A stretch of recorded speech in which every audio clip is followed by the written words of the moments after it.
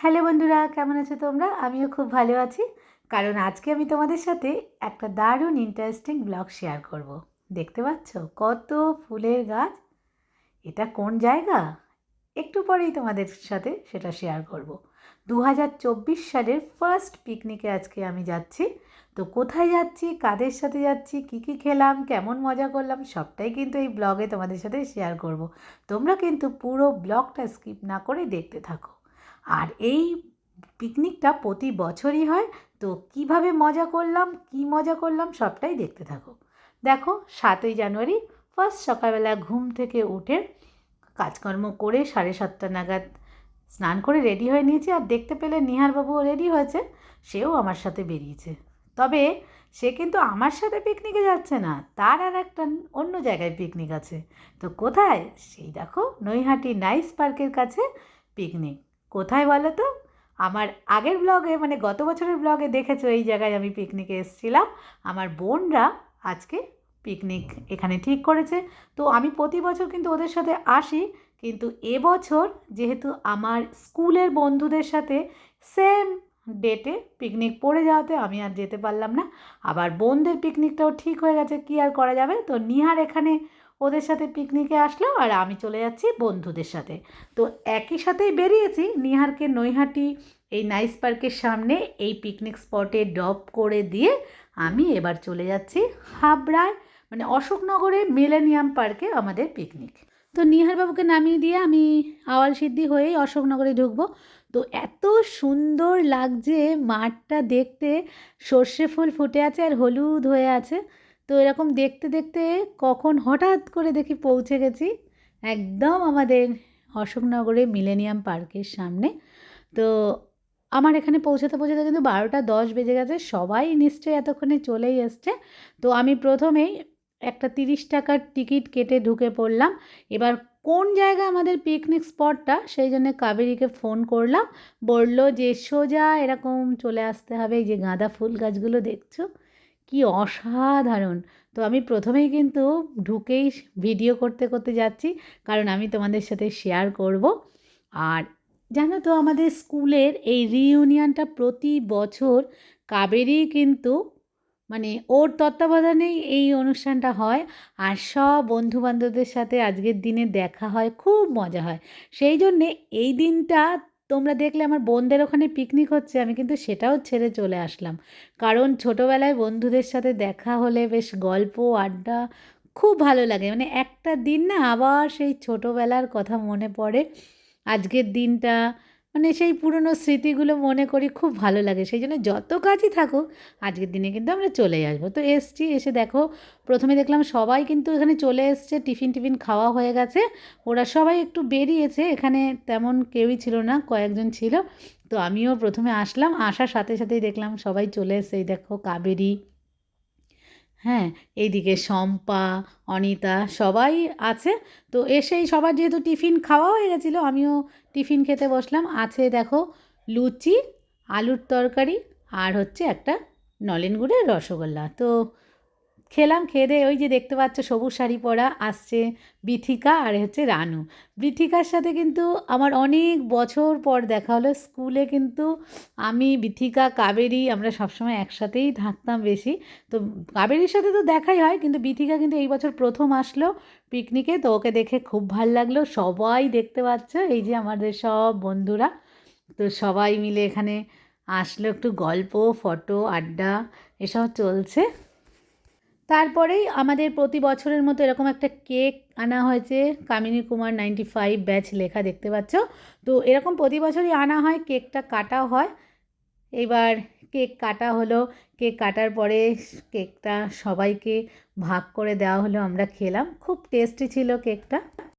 আজকে না সবাই যখন এক জায়গায় হয়েছি, মনে হচ্ছে যেন আবার সেই ছোটোবেলায় ফিরে গেছি। ছোটোবেলায় স্কুল জীবনটা হয়তো আর কোনো দিনই ফিরে পাবো না, তবুও মানে মনে হচ্ছে যেন আবার ফিরে গেছি। আর এখানে দেখতে পাচ্ছি যে মিষ্টির বাক্সগুলো, এগুলো রিঙ্কু এনেছে, কারণ রিঙ্কুর ছেলে চাকরি পেয়েছে।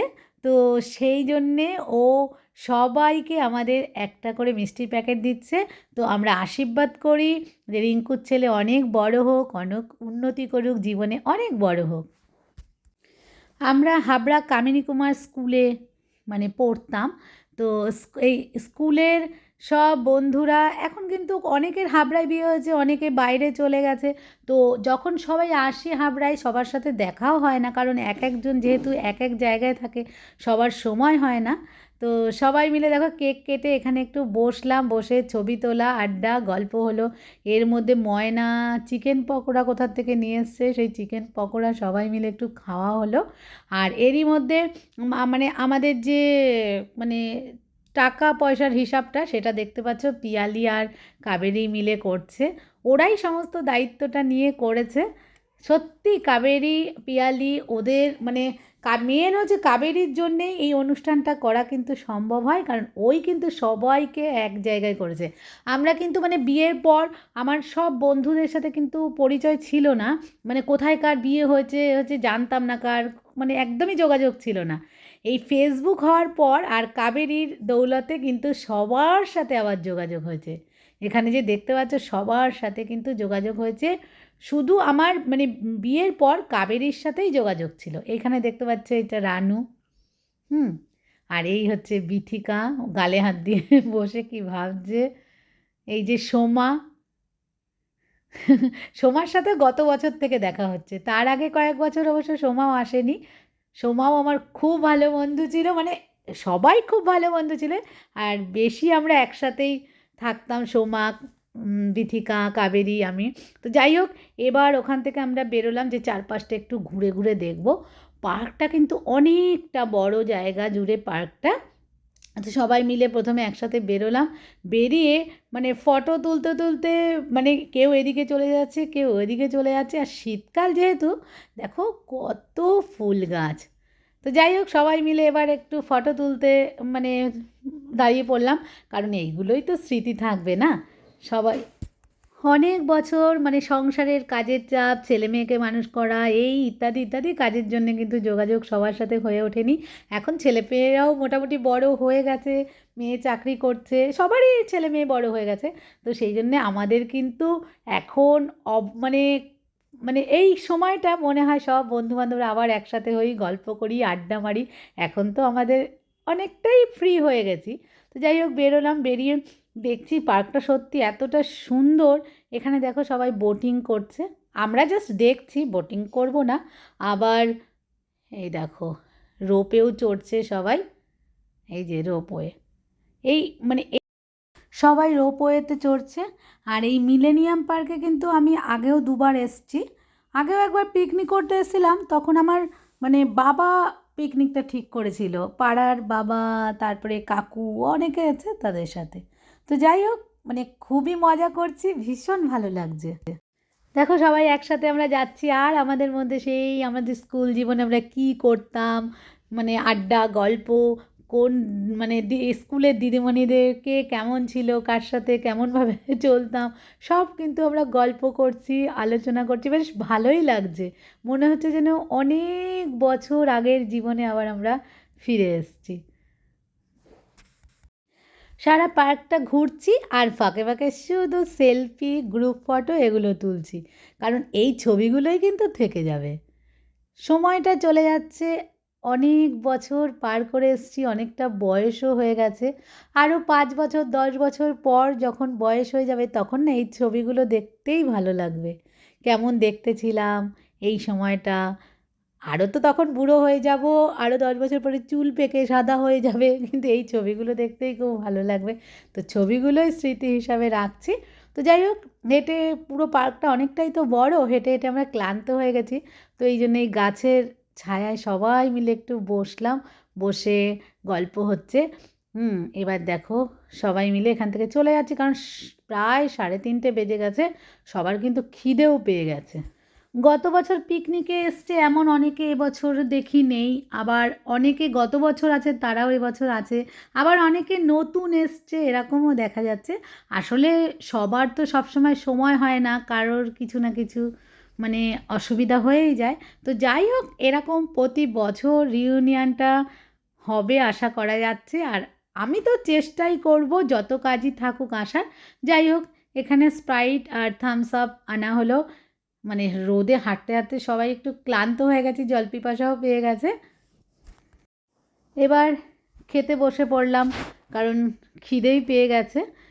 আর কি কি মেনু ছিল চলো তোমাদেরকে দেখাই। আমি ফার্স্ট ব্যাচেই বসে পড়লাম, কারণ আমাকে আবার ফিরতে হবে। এই দেখো, মাটন বিরিয়ানি আছে, আর সাথে ছিল হচ্ছে চিকেন চাপ আর চাটনি পাঁপড়, এগুলো ছিলই। আর আমি একটু আগেই খেতে বসলাম, কারণ আমি আবার এখান থেকে বেরিয়ে নৈহাটি যাব, নৈহাটি গিয়ে ওখান থেকে নিহার বাবুকে তুলবো, তারপর কিন্তু আমি বাড়িতে যাব। তা সেই জন্যে আমাকে একটু আগেই বেরোতে হলো। আর দেখো, বিরিয়ানিটা কিন্তু ভীষণ টেস্টি ছিল, মাটনটা খুব সফট ছিল, সত্যি ভালো হয়েছে। কারণ এই ক্যাটারিংয়ের দায়িত্বটা দেওয়া হয়েছিল নূপুরকে, মানে নূপুর একজনকে ঠিক করেছে। তো সত্যি খাওয়া দাওয়া ভালোই ছিল, রান্নাবান্না সত্যি টেস্টি হয়েছে। খাওয়া দাওয়ার পর আবার গল্প করতে বসে পড়লাম, যাই যাই করেও আবার বসে পড়ছি, কারণ মানে যেতেই ইচ্ছা করছে না বন্ধুদের ছেড়ে। তো সবাই মিলে একসাথেই বেরোলাম।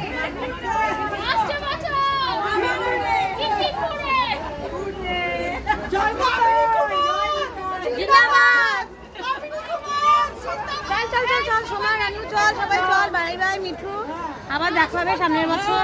সবাই এক জায়গায় আবার নেক্সট ইয়ার সবাই এক জায়গায় ডলা হয়। সবাই কার একটা সোয়েটার ডলাও, এই কার একটা সোয়েটার আর ব্যাগ এখানে পড়ে আছে। ভিডিও চলে যাচ্ছি আমরা, খুব মজা করলাম। আমার এখানে একটা ফটো তোলার ইচ্ছে ছিল, সেটাও নেই।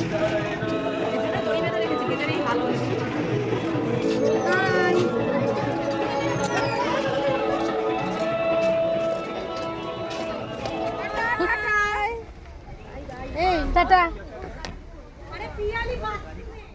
তো যাই হোক, ওখান থেকে বেরিয়ে এবার আমি চলে আসলাম আবার নৈহাটির নাইস পার্কের পাশে আমার বোনদের সেই পিকনিক স্পটে। ওখান থেকে তো নিহার বাবুকে তুলবো, তো ভাবলাম পিকনিকে একটু আমিও যাই, যে দেখি ওরা সবাই কী করছে। তো অনেক পিকনিক পার্টি চলে গেছে। এই দেখো, নিহার, এই মেসোমশাই, ওরা খুব মজা করেছে। আর আমাকে মেসোমশাই খুব বকাবকি করলো, আমি কেন আজকে আসিনি, আমার উপরে একটু রাগও করেছে। কিন্তু ওদের পিকনিকেও সত্যি খুব মজা হয়, গত বছরেও খুব মজা করেছি, কিন্তু এবছর আমি আসতে পারলাম না। আমারও খুব খারাপ লাগছে, ওরাও সবাই আমাকে মানে মিস করেছে, ওরা বলল। এমনিও ওদের এই পিকনিকে খুব মজা হয়, নাচ গান আনন্দ খুবই ভালো লাগে। তো যাই হোক, মিস করলাম এটা।